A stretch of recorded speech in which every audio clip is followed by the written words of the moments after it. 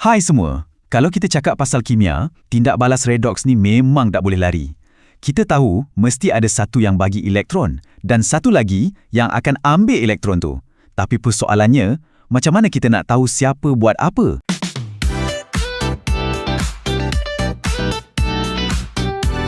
Hanya dengan tengok satu nombor je. Boleh ke? Inilah misteri yang kita nak selesaikan hari ni. Bayangkan ia macam satu kod rahsia dan kita ada kunci untuk pecahkan kod tu.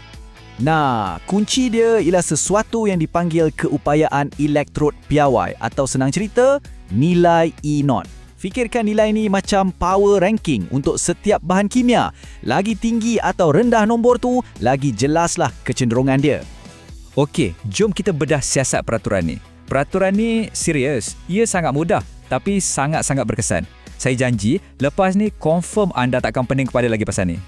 Cara dia senang gila. Sebenarnya, kita cuma perlu bandingkan nombor je. Daripada saya cakap banyak, apa kata kita terus cuba dengan satu contoh sebenar? Baru nampak jelas kan? Okey, jom kita cuba terus. Kita akan guna peraturan tadi tu untuk satu contoh yang memang klasik lah dalam buku teks. Tindak balas antara zinc dengan bromin. Baiklah, kat sini kita ada dua pesaing kita, zinc dan bromin. Masing-masing dah ada nilai E dot dia. Jadi tugas pertama kita, mudah je.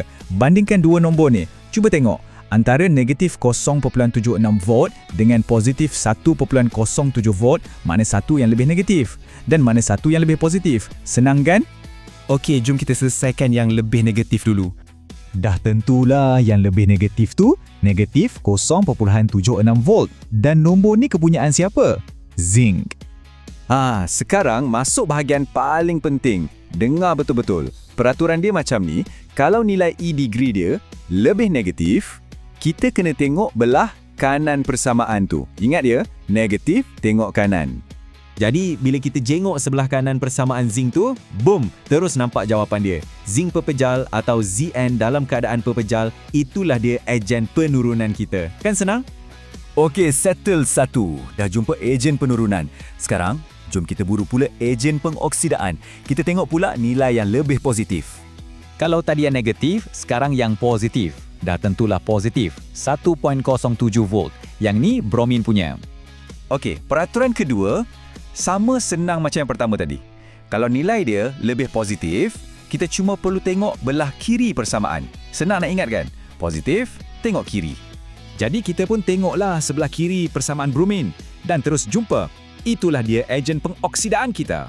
Bromin dalam bentuk aqueous, Br2 aqueous. Siap, kita dah berjaya kenal pasti kedua-dua ejen. Macam detektif kan? Baiklah, sebelum kita teruskan, jom kita buat satu rumusan pantas, biar betul-betul lekat dalam kepala. Okey, ini dia rumusan penting kita. Ingat ya, nilai lebih negatif, tengok kanan, kita akan jumpa ejen penurunan. Nilai lebih positif, tengok kiri, kita akan jumpa ejen pengoksidaan. Itu je, serius. Dua peraturan mudah ni anda boleh guna untuk mana-mana tindak balas redoks. Power kan? Okey, mungkin ada yang tertanya-tanya. Kenapa kita kena tahu semua ni? Setakat nak jawab soalan exam je ke? Sebenarnya ada sebab yang lagi besar dan lagi best. Sebabnya peraturan ni bukan setakat untuk cari ejen je. Dia bagi kita satu kuasa super dalam kimia.